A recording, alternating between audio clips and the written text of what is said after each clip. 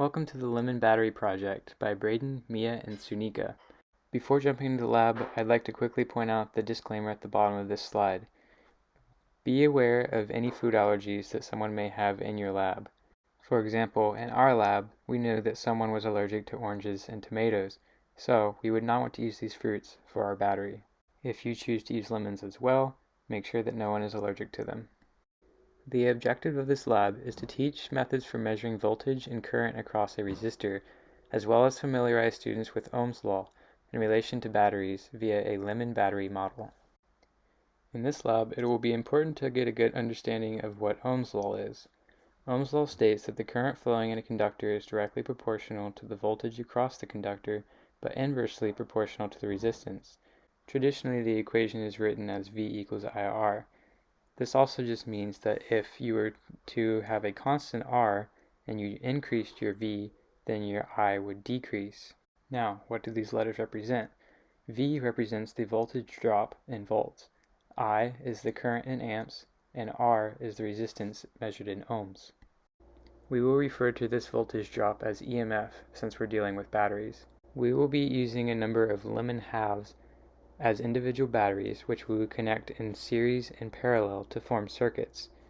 In the series circuit composed of these lemons, we expect that as the value of EMF in the circuit increases, the current will decrease due to Ohm's law. In a parallel circuit, however, we expect to see a consistent current since the values for the battery EMF and resistance remain the same. The following items will be required for this lab. You will need 4 lemons, several napkins to set the lemons on, 8 copper slivers, 8 galvanized nails made of zinc, a multimeter to measure the voltage and the current, lots of little jumper wires or jumper cables, and a small resistor that is about 100 ohms. To begin this experiment, obtain all necessary materials as previously listed. Then you want to massage the lemons and cut them into halves, inserting a slice of copper into each half and then inserting a zinc nail about 1 inch from the copper into the lemon halves. The copper will be the positive side of the battery and the zinc nail will act as a negative side of the battery. Then you want to connect the lemons in series with 2 halves to create 2 batteries in series.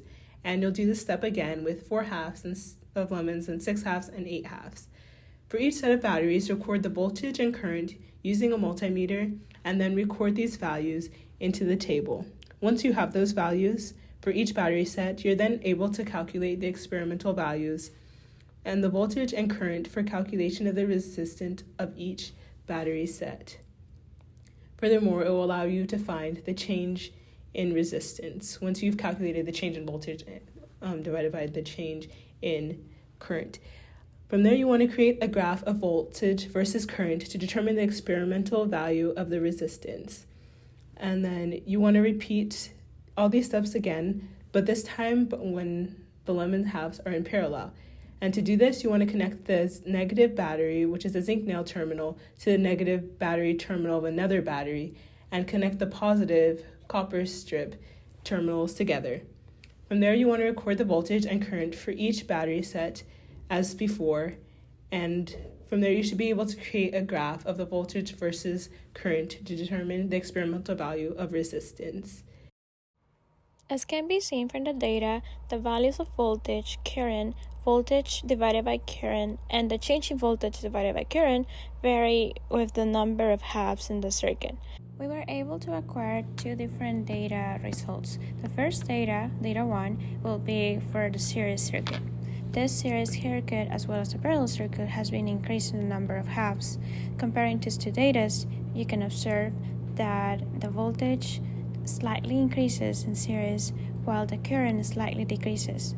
Compared to the parallel circuit, voltage remains unchanged while current increases. We were also able to acquire the resistance, in which was the values of the voltage divided by the current. In the series circuit, the resistance increases, while in the parallel circuit, the resistance decreases. The R-squared value observed in the series circuit was 0.9723, which indicates the precision of our data, compared to the R-squared value of 0.1295 in the parallel circuit. We can observe that the data that shows no correlation between the voltage and the current.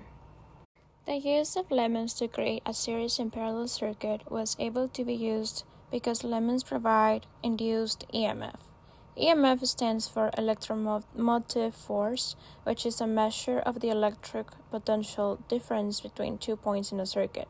In simpler terms, it is the force that drives electric current through a circuit. It is measured in volts and is commonly referred to as voltage or electrical pressure. This means that the lemons provided a force that pushed electric current through the circuit. The results from the experiments showed that the voltage potential decreased as the current increased, due to the addition of wires and lemons in a series circuit. This is because the additional wires and lemons added more resistivity to the circuit, which caused the voltage to drop.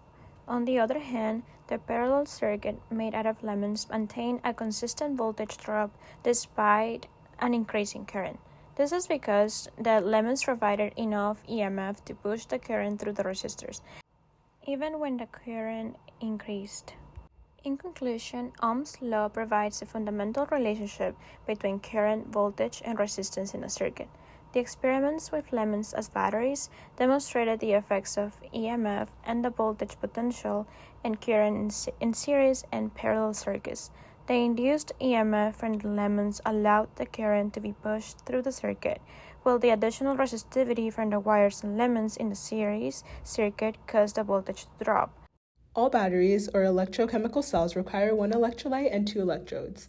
The electrodes with a higher electronegativity has a stronger desire for electrons and is referred to as the cathode, whereas the electrode that gathers up the most electrons is considered electropositive and referred to as an anode.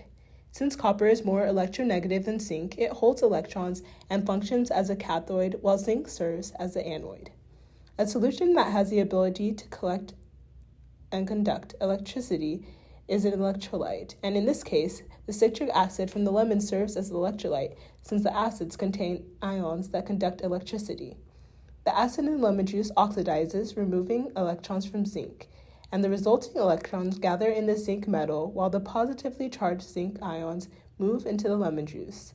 They cross the wire into the copper, which is in greater need of electrons than zinc. The copper now contains those electrons, which pull a few protons or hydrogen ions out of the acid and reduce them by adding electrons to produce hydrogen gas. The electricity is not produced by the lemons on its own, but rather by a chemical reaction brought on by the different electronegativities of copper and zinc.